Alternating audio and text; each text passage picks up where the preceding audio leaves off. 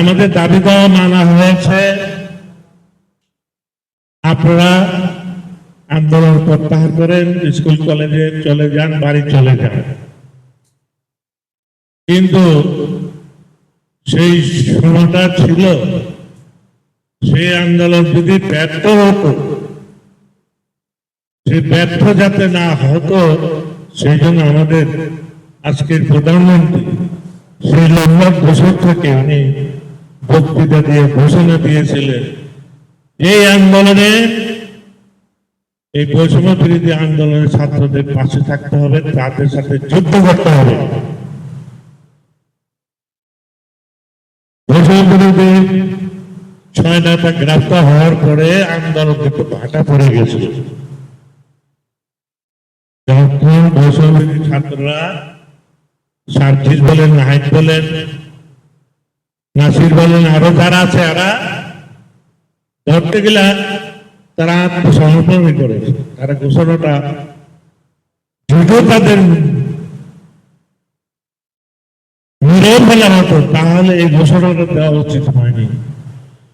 এই ঘোষণা শেষে তারেক রহমান বক্তৃতার মাধ্যমে ঘোষণা দিলেন যে এই আন্দোলন ধরে রাখতে হবে, আজকে যদি এই আন্দোলন ব্যর্থ হয় তাহলে এই দেশে স্বৈরাচারের পতন হবে না। সারা বাংলাদেশে তিনি বক্তব্য দিয়ে ঘোষণা দিলেন। আমাদেরকেও ব্যক্তিগতভাবে তখনকার তারেক রহমান মনে বলেছিলেন, নবী সাহেব যেখানে যে অবস্থায় আছেন, আপনারা যদি আন্দোলনে ব্যর্থ হন তাহলে গলায় ফাঁসি নিতে হবে, জেলে যেতে হবে, কেউ বাঁচতে পারবেন না। আপনারা এলাকায় গিয়ে অর্গানাইজ করেন, বিভিন্ন মাদ্রাসা, কওমি মাদ্রাসা আমাদের এখানে অনেক আছে। এই দুইটা কওমি মাদ্রাসার মধ্যে প্রায় 30,000 ছাত্র আছে। সেটা আমরা সবসময় তাদের সাথে যোগাযোগ রাখি, তাদের সাথে আমাদের একটা সম্পর্ক আছে। ওই মাদ্রাসার সম্পত্তি গুলি আমরাই আমাদের এলাকার মানুষ দান করেছি।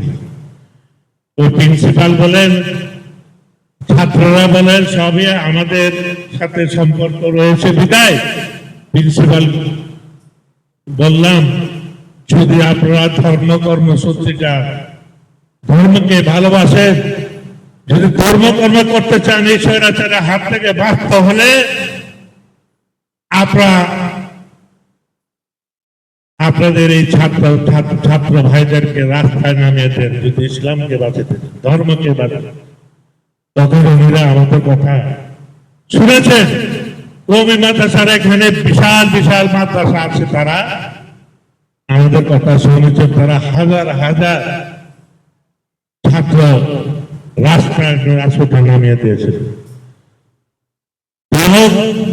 এরপর আমাদের এই এলাকার আর্মি, পুলিশ গোলাগুলি, আমার এই 15 তলা বিল্ডিং এ হেলিকপ্টার গুলি করে প্রায় 5,000 রাউন্ড গুলি করেছে।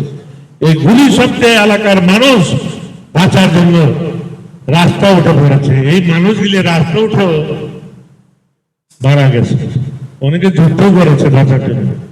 যাই হোক, আমি আর বেশি দেরি করবো না। আমাদের এখান থেকে যদি এই শহীদ পরিবারের যারা শহীদ হয়েছেন তারা শহীদ না হতেন, তাহলে এখন স্বৈরাচারী সরকারের পতন হতো না।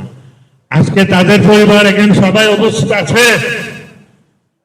সেই যুদ্ধাহত, সেই শহীদ পরিবারের ব্যথা তাদের মনে আছে, তাদের অন্তরের খবর। আজকে তারা যে কি অবস্থা আছে, তাদেরকে আমরা সাহায্য সামান্য করেছি, কিন্তু তাদেরকে আমাদের প্রধানমন্ত্রী ঘোষণা দিয়েছে এই শহীদ পরিবারদেরকে প্রতিষ্ঠিত করা হবে। তাদের পরিবারদেরকে চাকরি থেকে শুরু করে তাদের বাসস্থানে যদি না থাকে, বাসস্থানের ব্যবস্থা করা হবে। তবে আমরা বিশেষ কিছু বলতে চাই না, এখানে বিশেষ ব্যক্তিবর্গ আছেন, উনিদের কাছে আপনাদের কথা বলবেন। আপনার সন্তান কিভাবে মারা গেল,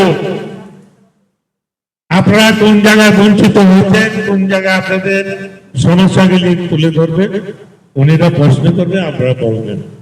এই বলে আমি আমার বক্তব্য শেষ করছি। আল্লাহ হাফেজ। আসসালামু আলাইকুম।